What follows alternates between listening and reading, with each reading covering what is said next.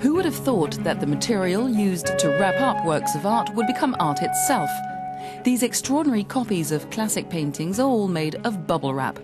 They're the result of a time-consuming and complex process thought up by New York-based artist Bradley Hart.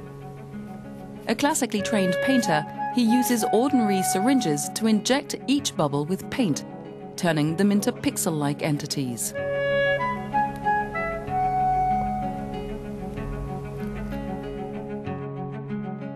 The idea originally to use bubble wrap in art came from an experience with a bunch of overzealous security guards, as well as a leftover roll of bubble wrap from my first solo exhibition in 2009 in Manhattan. I'm sitting there and I'm looking at it and I'm thinking, oh my God, that's it.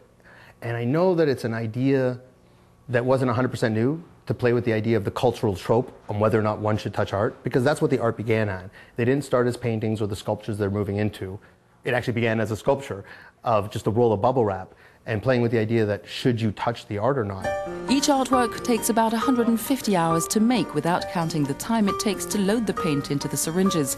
Hart says bubble wrap references the plastic nature and pixelated landscape of the current world, the injections being a metaphor for the way we punctuate our lives with Google searches, selfies and Facebook posts. We're into pixels. So what you're actually seeing is a representation of something in a digital form. So for me, I like bringing high tech back down to low tech. So hence, it's all very labor, it's done by hand. I inject computer technology in our times, and then I dumb it down. Each artwork has its so-called impression, a canvas made of the paint that dripped down the back of the bubble wrap to create a rainwashed-like version of the portrait. There are also sculptures made from the paint drippings which Hart stores in a custom-made cabinet.